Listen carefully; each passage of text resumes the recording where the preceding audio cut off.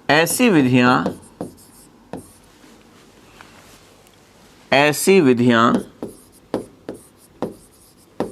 लिख लीजिए आप साथ साथ, उल्लंघन की सीमा तक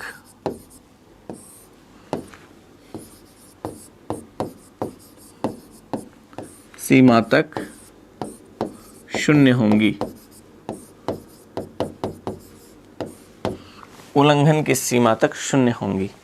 तो राज्य ऐसी कोई विधि नहीं बनाएगा। एक बात तो ये ध्यान रखें कि राज्य ऐसी कोई विधि नहीं बनाएगा का मतलब क्या है कि केंद्र सरकार और संसद ऐसी कोई विधि नहीं बनाएंगे। राज्य सरकार और संसद विधानमंडल ऐसी कोई विधि नहीं बनाएगा। स्थानीय प्राधिकारी भी और अन्य प्राधिकारी भी ऐसी कोई विधि नहीं बनाएंगे जो मूल अधिकारों को न्यून करती है, कम करती है या फिर उन्हें समाप्त करती है। ऐसी कोई विधि नहीं बनाई जा सकती। और यदि ऐसी कोई विधि बना ली गई तो वो ऐसी विधियां फिर उस सीमा तक शून्य हो जाएंगी जहां तक वो उस मौलिक अधिकार का उल्लंघन करती है, वो शून्य हो जाएंगी। तो यहाँ ध्यान रखें आप कि कोई भी ऐसी विधि मौलिक अधिकारों के विरोधी विधि, मौलिक अधिकारों के विपरीत विधि, मौलिक अधिकारों का उल्लंघन करने वाली विधि नहीं बनाई जा सकती। इसका मतलब जहां 13(1) का संबंध संविधान पूर्व की विधियों से है, 13(2) का संबंध संविधान लागू होने के बाद की विधियों से है कि संविधान लागू होने के बाद राज्य ऐसी कोई विधि नहीं बनाएगा। और यदि बना ली गई ऐसी विधि तो उल्लंघन की सीमा तक शून्य हो जाएंगी। तो देखिए 13(1) का संबंध संविधान यहाँ लागू हुआ 26 जनवरी 1950, तो ये 13(1) का संबंध इससे है और 13(2) का संबंध संविधान लागू होने के बाद के समय से। ठीक है, एक बात और आगे ये समझिए आप कि ऐसी विधियां उल्लंघन की सीमा तक शून्य होंगी। इसका मतलब क्या है? ऐसी विधियां उल्लंघन की सीमा तक शून्य होंगी, इसमें एक मतलब तो है कि इसको शून्य करेगा कौन। इसका नाम यहाँ कोई चीज़ स्पष्ट नहीं की गई है कि मान लीजिए राज्य ने ऐसी कोई विधि बना दी तो वो उसको शून्य कौन करेगा, इसका नाम यहाँ पे स्पष्ट नहीं है। लेकिन चूंकि आप जानते हैं संविधान की व्याख्या करने की पावर, शक्ति वो सुप्रीम कोर्ट को है, तो चूंकि सुप्रीम कोर्ट को यह है तो संविधान की व्याख्या करने के साथ साथ वो संविधान के संरक्षक की भूमिका भी निभा देता है। तो यदि कोई ऐसी विधि बनाई जाएगी तो फिर सुप्रीम कोर्ट वो उस विधि को क्या कर सकेगा, शून्य घोषित कर सकेगा, निरस्त कर सकेगा। और यही जो सुप्रीम कोर्ट की पावर वो न्यायिक पुनरावलोकन कहलाती है, न्यायिक पुनर्विलोकन कहलाती है, जुडिशियल रिव्यू कहलाती है, जो कि जिस शब्द का प्रयोग इस शक्ति के रूप में संविधान में कहीं नहीं कहा गया, लेकिन उसका भाव आर्टिकल 13(2) में ये स्पष्ट रूप से आता है कि वो शून्य होंगी। और शून्य करेगा कौन? सुप्रीम कोर्ट करेगा। और संसद द्वारा या संसद द्वारा बनाई गई कोई भी ऐसी विधि जो संविधान का उल्लंघन करती है उसे शून्य करने की यही पावर वो क्या कहलाती है? न्यायिक पुनरावलोकन कहलाती है। तो एक बात ये भी, न्यायिक पुनरावलोकन की बात भी हम करेंगे, ये सिद्धांत भी इसमें आ जाता है, न्यायिक पुनरावलोकन की बात भी इसमें आ जाती है 13(2) में। एक बात और भी आती है, उस एक बात और क्या है उसको भी समझना आप।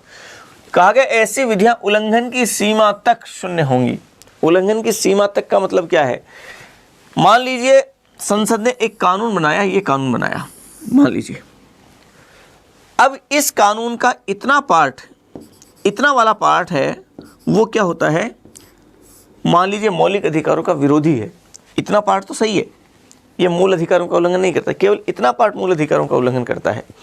तो अब ऐसी स्थिति में वो पूरा का पूरा कानून वो समाप्त नहीं होगा, निरस्त नहीं होगा, बल्कि उस कानून का केवल वो हिस्सा जो मूल अधिकारों का विरोधी है, मूल अधिकारों के विपरीत है, मूल अधिकारों का उल्लंघन करता है, उसे यहाँ पे क्या कर दिया जाएगा? शून्य घोषित कर दिया जाएगा। तो उल्लंघन की सीमा तक का मतलब जो पार्ट उल्लंघन करता है उसे शून्य घोषित किया जाएगा। इसे कहते हैं पृथक्करणीयता का सिद्धांत।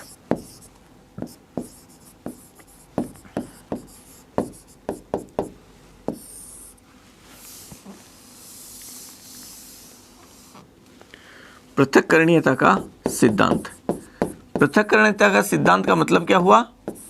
इसका सीधा सा मतलब है कि उस विधि को इस तरीके से पृथक किया जाएगा कि उसका उल्लंघन करने वाला जो पार्ट है वो निरस्त हो जाएगा, शेष विधि बनी रहेगी।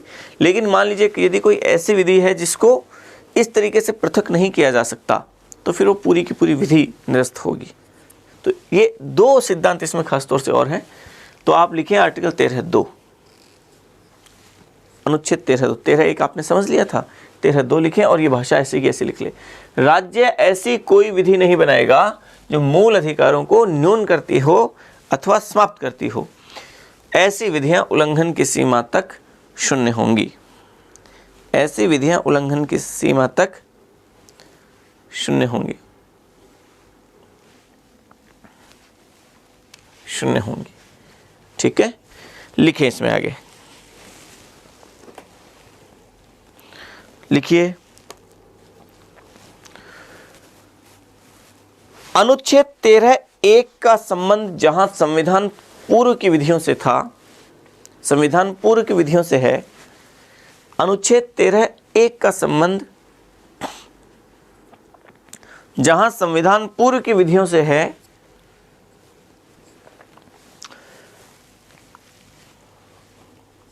वहीं अनुच्छेद 13(2) का संबंध, वहीं अनुच्छेद 13(2) का संबंध संविधान बाद की विधियों से है, संविधान लागू होने के बाद की विधियों से है। संविधान लागू होने के बाद की विधियों से है।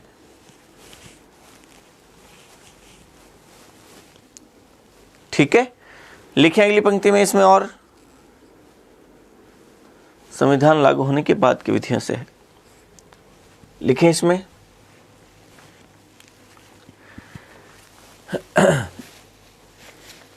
अगली पंक्ति में लिखें अर्थात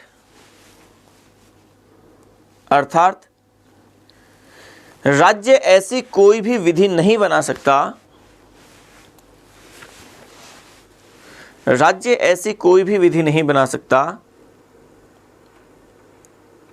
जो मूल अधिकारों से के विरोधी हो, जो मूल अधिकारों के विरोधी हो।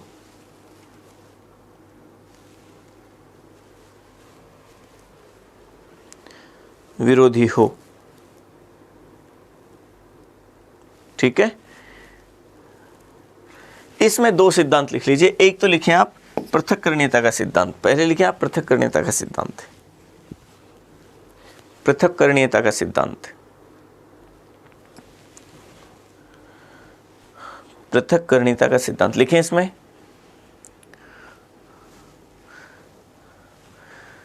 राज्य द्वारा मूल अधिकारों से, राज्य द्वारा बनाई गई,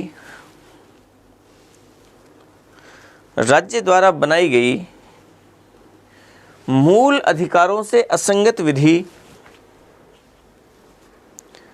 मूल अधिकारों से असंगत विधि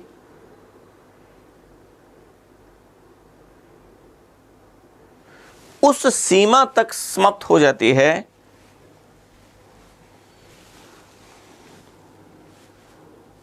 उस सीमा तक समाप्त हो जाती है जहां तक वह मूल अधिकार का उल्लंघन करती है, जहां तक वह मूल अधिकार से असंगत है, जहां तक वह मूल अधिकार से असंगत है।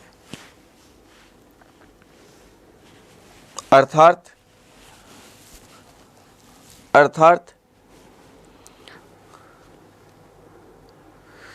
उस विधि का केवल वह हिस्सा,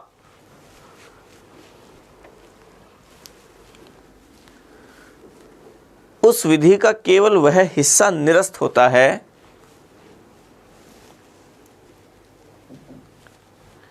जो मूल अधिकार से असंगत है, जो मूल अधिकार से असंगत है। शेष विधि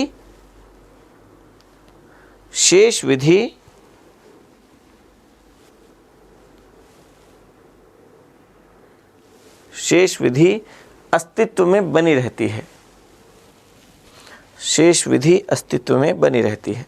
तो ये पृथक हो गया ना, उस विधि को पृथक कर लिया इसको, ये पृथक्करणीयता का सिद्धांत। चलिए एक आगे लिखें आप न्यायिक पुनरावलोकन, एक लाइन छोड़ के फिर लिखें न्यायिक पुनरावलोकन, न्यायिक पुनरावलोकन लिखें। इससे तात्पर्य है, इससे तात्पर्य है कि व्यवस्थापिका द्वारा बनाए गई कोई ऐसे कानूनों, व्यवस्थापिका द्वारा बनाए गए कानूनों व्यवस्थापिका द्वारा बनाए गए कानून का मतलब विधेयक की बात है, व्यवस्थापिका द्वारा बनाए गए कानून अथवा कार्यपालिका द्वारा दिए गए आदेश, अथवा कार्यपालिका द्वारा दिए गए आदेश यदि संविधान का उल्लंघन करते हैं, यदि संविधान का उल्लंघन करते हैं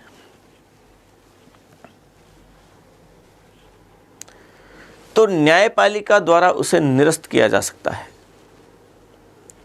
तो न्यायपालिका द्वारा उन्हें निरस्त किया जा सकता है, न्यायपालिका द्वारा उन्हें निरस्त किया जा सकता है, न्यायपालिका द्वारा उन्हें निरस्त किया जा सकता है।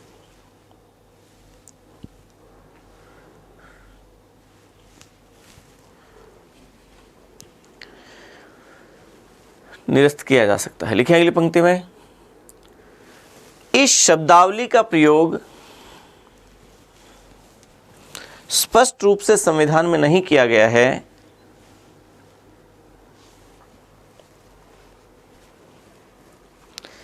संविधान में नहीं किया गया है, लेकिन अनुच्छेद 13(2), अनुच्छेद 13(2), 32, अनुच्छेद 13(2), 32 तथा 132 में, तथा 132 में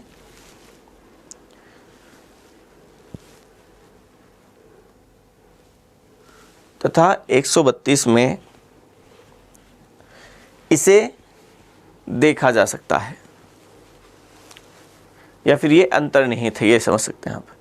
132 में यह अंतर्निहित है। ठीक है, इस तरीके से दो सिद्धांत आपने यहाँ पे और देखे, पृथक्करणीयता का सिद्धांत और न्यायिक पुनरावलोकन का सिद्धांत। अब यहाँ से एक जो विवाद की बात है वो यहाँ से शुरू होती है, वो समझना आप।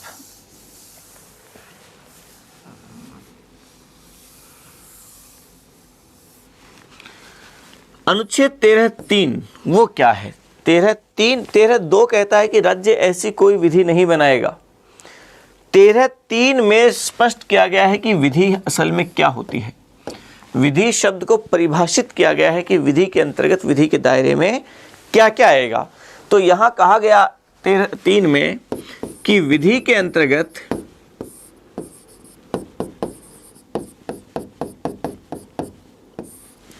क्या क्या शामिल होंगे, तो 8 शब्द यूज किए गए। अध्यादेश, उसी क्रम में है देखना, ऑर्डिनेंस, आदेश, ऑर्डर्स, उपविधि, बाइलॉज, इसके अलावा नियम, रूल्स, विनियम, रेगुलेशंस,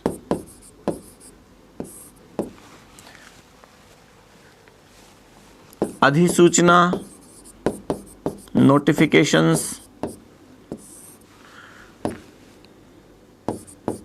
रूढ़ि तथा रूढ़ि, और इस प्रथा के लिए एक शब्द यूज किया कि ऐसी रूढ़ि और प्रथा जो विधि का बल रखती हो।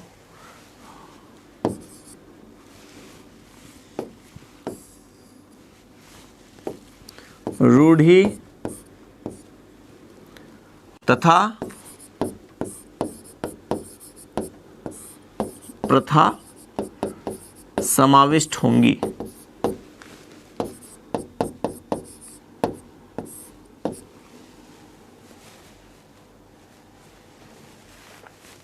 ये 13(3) है कि इस विधि के अंतर्गत क्या क्या है।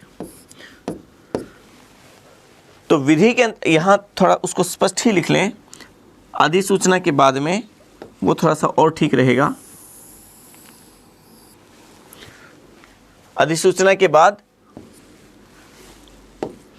अधिसूचना के बाद विधि का बल रखने वाली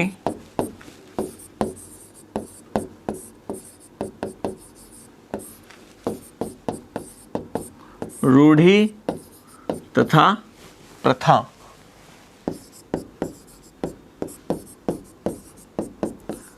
समाविष्ट होंगे। तो यहां देखें 8 शब्द यूज किए गए हैं। अध्यादेश, आदेश, उपविधि, नियम, विनियम, अधिसूचना, रूढ़ि और प्रथा। तो ये 8 शब्द यूज किए गए हैं कि ये विधि के अंतर्गत आएंगे। मतलब ये है, आप अब आर्टिकल 13(2) को थोड़ा सा समझिए।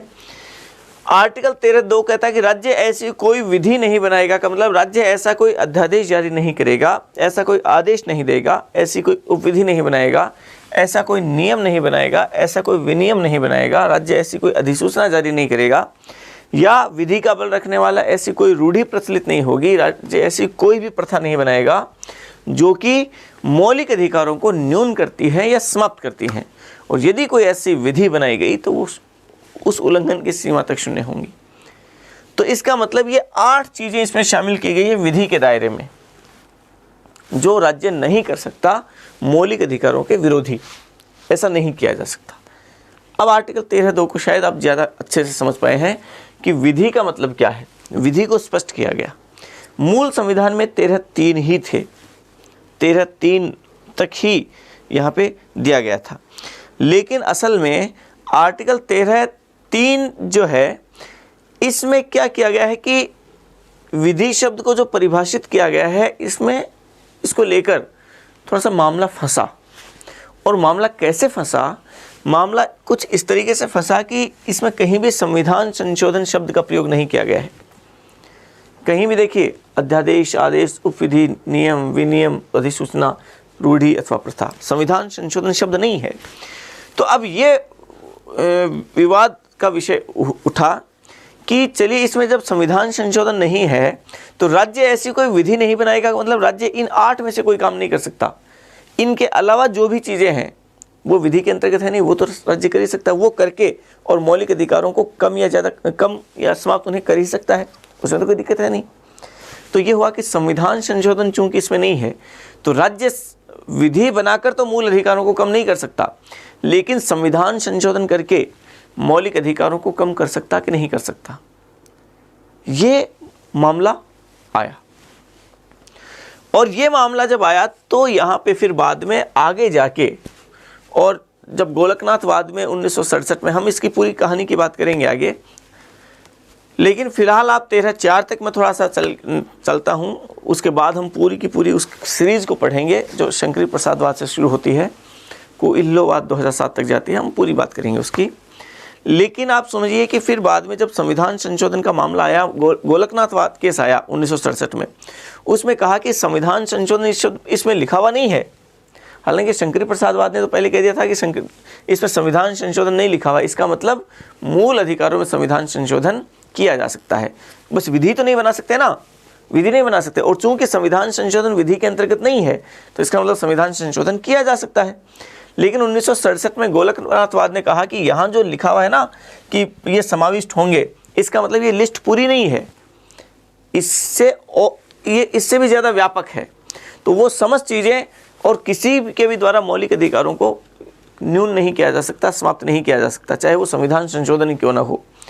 तो मतलब गोलकनाथवाद ने कहा कि संविधान संशोधन विधि के दायरे में आता है, और चूंकि वो विधि के दायरे में आता है, इसलिए मौलिक अधिकारों में संविधान संशोधन भी नहीं किया जा सकता, उसमें मौलिक अधिकारों में संविधान संशोधन द्वारा भी उन्हें कम नहीं किया जा सकता है, ये कह दिया गया गोलकनाथवाद में। फिर बाद में इस निर्णय को निष्प्रभावी करने के लिए एक 24वां संविधान संशोधन होता है, और 24वें संविधान संशोधन द्वारा आर्टिकल 13(4) जुड़ता है।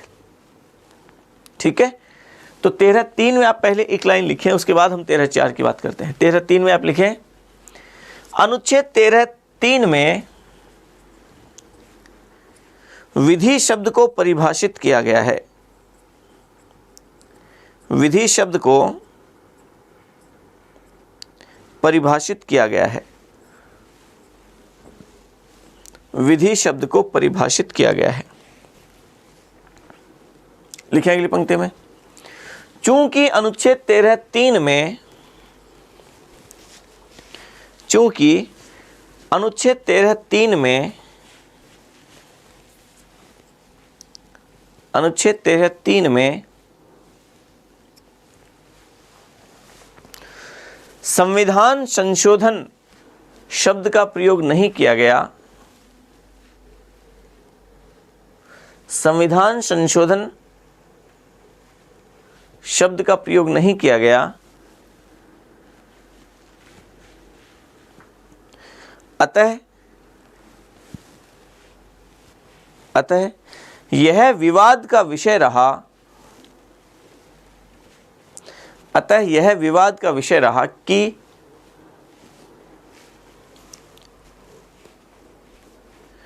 संविधान संशोधन द्वारा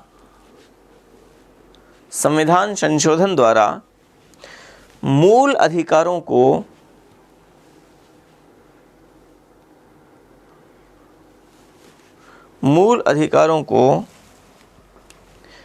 कम अथवा समाप्त किया जा सकता अथवा नहीं,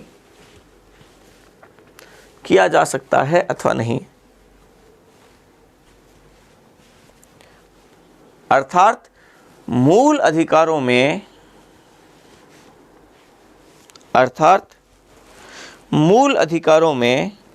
संविधान संशोधन किया जा सकता है अथवा नहीं। मूल अधिकारों में संविधान संशोधन किया जा सकता है अथवा नहीं।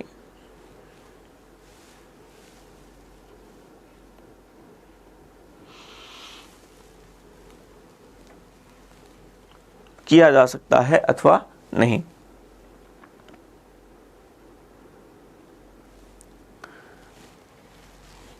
फिर देखिए 13(4) जोड़ा जाता है 24वें संविधान संशोधन द्वारा। तो लिखें आप आगे, अगली एक लाइन छोड़ के लिखें, 24वें संविधान संशोधन 1971 द्वारा, 24वें संविधान संशोधन 1971 द्वारा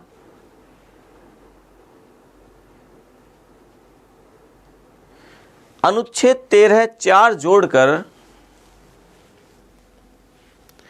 अनुच्छेद 13(4) जोड़कर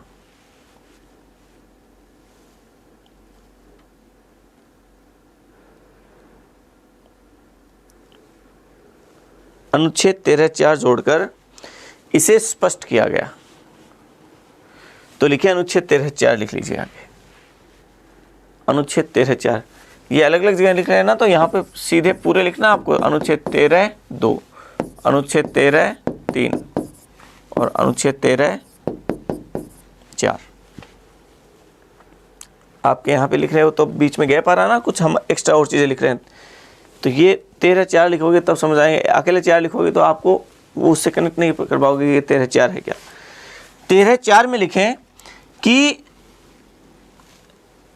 अनुच्छेद 13 के अंतर्गत जो विधि शब्द वाला जो मामला है ना, वो आर्टिकल 368 वो उसके अंतर्गत नहीं है, उसका कोई संबंध नहीं है।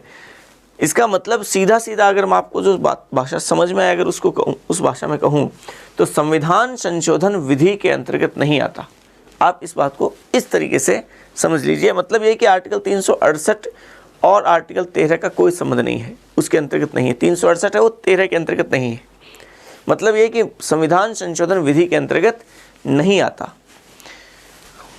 मैं आपको वही भाषा लिखा देता हूं जो आपको समझ आ जाए। संविधान संशोधन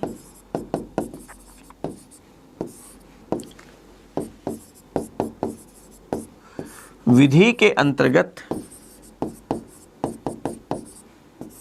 शामिल नहीं है।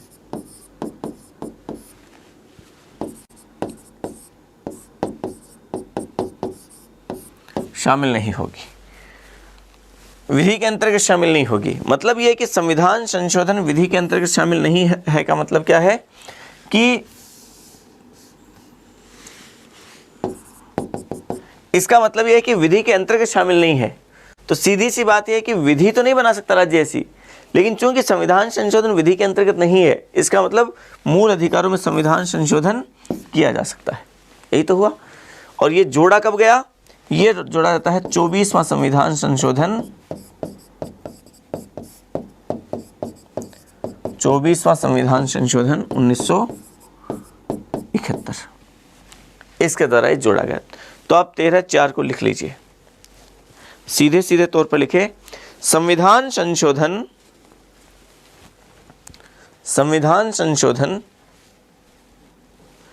विधि के अंतर्गत शामिल नहीं है। संविधान संशोधन विधि के अंतर्गत शामिल नहीं है, शामिल नहीं है। लिखें आप आगे, अगली पंक्ति में उसके आगे कोष्टक बना के उसके आगे लिख लें, 24वें संविधान संशोधन 1971 द्वारा जोड़ा गया। 24वें संविधान संशोधन 1971 द्वारा जोड़ा गया। 24वें संविधान संशोधन 1971 द्वारा जोड़ा गया। स्पष्ट है आपके? चलिए एक बात और समझ लीजिए, आपने आर्टिकल 13 में 3-4 प्रकार के सिद्धांत पढ़े। एक तो आपने पढ़ा था कौन सा? एक आपने पढ़ा आच्छादन का सिद्धांत, आर्टिकल 13(3) संविधान पूर्व की विधियों के संबंध में जो है, मतलब पूर्व की विधियों अगर मौलिक अधिकार के विरोधी है तो मौलिक अधिकार उन्हें ढक लेते हैं, वो निष्क्रिय हो जाती है वो विधि। ठीक है। दूसरा था आपने पढ़ा पृथक्करणीयता का सिद्धांत। पृथक्करणीयता का सिद्धांत मतलब ये कि कोई भी कानून यदि मूल अधिकारों का विरोधी है तो फिर उस कानून का केवल वह पार्ट निष्क्रिय होगा, समाप्त होगा, न्यून होगा, निष्क्रिय होगा, असंगत होगा, जो समाप्त हो जाएगा, निरस्त हो जाएगा, जो मौलिक अधिकारों का विरोधी है। पूरी की पूरी कानून, पूरी की पूरी विधि वो समाप्त नहीं होती है। तो विधि है वो क्या हो जाएगी? पृथक पृथक हो जाएगी। जो विरोधी है समाप्त हो जाएगी, जो विरोधी नहीं है वो बनी रहेगी। एक आपने पढ़ा न्यायिक पुनरावलोकन।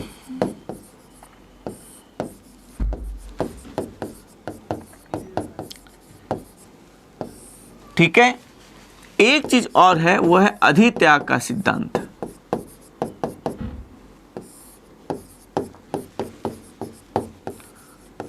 अधित्याग का सिद्धांत क्या है समझना। अमेरिका में असल में क्या है कि अमेरिका के संविधान में जो मौलिक अधिकार दिए गए, ये भी आप ध्यान रखें कि अमेरिका के संविधान में भी मूल संविधान में अधिकार नहीं दिए गए थे। 1787 में वहाँ का संविधान बना, 1789 में जो लागू हुआ तब मौलिक अधिकारों का वहाँ पर कोई जिक्र नहीं था मूल संविधान में।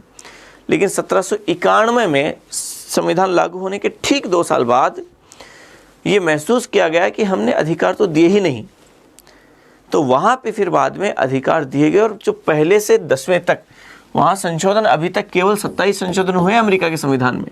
वहाँ पहला संविधान संशोधन से 10वां संविधान संशोधन, पहले 10 संविधान संशोधन एक साथ हुए और वो हुए 1791 में। और ये जो 10 संशोधन है वो मूल अधिकार से रिलेटेड है, ये मूल अधिकार दिए गए थे, ध्यान रखें आप। तो अमेरिका में जो मूल अधिकार दिए गए उसमें ये सिद्धांत लागू होता है कि वहाँ पे यदि कोई व्यक्ति चाहकर अपने मौलिक अधिकारों को त्यागना चाहे तो वो त्याग सकता है। किसी भी व्यक्ति को ये अधिकार है कि वो अपने मौलिक अधिकारों को त्याग कर सकता है, छोड़ सकता है। अमेरिका में ये सिद्धांत लागू है। लेकिन भारत में इस सिद्धांत को फॉलो नहीं किया गया।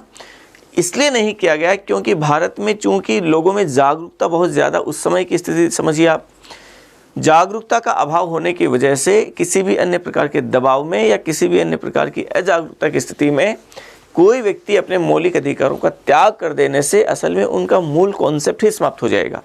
क्योंकि इससे जो ज़्यादा जागरूक लोग या ज़्यादा चालाक किस्म के लोग या ज़्यादा जो अपराधी किस्म के लोग हैं वो इसका दुरुपयोग एक तरीके से करेंगे, किसी अन्य व्यक्ति पर दबाव बनाकर उसे इस बात में सहमत कर लेंगे कि मैं अपने मौलिक अधिकारों को त्याग करता हूँ, और उसके त्याग करने से किसी दूसरे व्यक्ति को लाभ हो जाएगा। जो प्रभावशील व्यक्ति हैं, प्रभावकारी व्यक्ति हैं, जो ज़्यादा ये समर्थ व्यक्ति हैं, वो असमर्थ लोगों के अधिकारों का त्याग उनसे करवा के दबाव में लेके और खुद लाभान्वित हो सकते हैं। तो एक तरीके से मूल अधिकार जो किसी को दिए जाते हैं उनका मूल कॉन्सेप्ट ही समाप्त हो जाएगा, फिर उनके पीछे की मूल भाव ही समाप्त हो जाएगा। इसलिए हमारे यहाँ कोई भी व्यक्ति अपनी इच्छा से चाहकर भी अपने मौलिक अधिकारों का त्याग नहीं कर सकता है। ये विशेष तौर पे ध्यान रखें। तो लिखें आप अधित्याग का सिद्धांत। अधित्याग का सिद्धांत लिखें। यह सिद्धांत अमेरिकी संविधान में लागू है। यह सिद्धांत अमेरिकी संविधान में लागू है, जिसके अनुसार कोई व्यक्ति अपनी स्वेच्छा से अपने मूल अधिकार को त्याग सकता है, अपने अधिकार को त्याग सकता है। लेकिन भारत में इस सिद्धांत को नहीं अपनाया गया।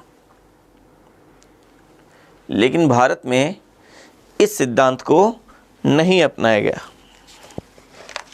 भारत में इस सिद्धांत को नहीं अपनाया गया। अर्थात भारत में मौलिक अधिकार प्रत्येक व्यक्ति पर बाध्यकारी रूप से लागू होते हैं।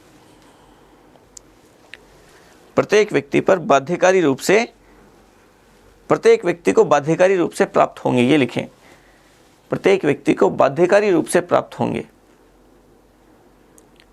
कोई व्यक्ति स्वेच्छा से अपने अधिकारों का त्याग नहीं कर सकता।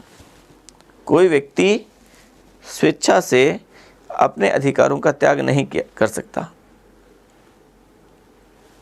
ठीक है, तो हमने मौलिक अधिकारों के संबंध में ये थोड़ी चर्चा पढ़ी। आर्टिकल 13 को हमने पढ़ा, लेकिन आर्टिकल 13 का जो मूल है वो आप तब समझ पाएंगे जब आप इसका एक बहुत महत्वपूर्ण बिंदु समझ पाएंगे कि संविधान की संशोधनीयता, संविधान में संशोधन किया जा सकता कि नहीं किया जा सकता। और इस बारे में एक लंबी कहानी है, वो लंबी कहानी हम अगली क्लास में पढ़ेंगे। तो अगली क्लास में हम फिर मिलते हैं। अलविदा।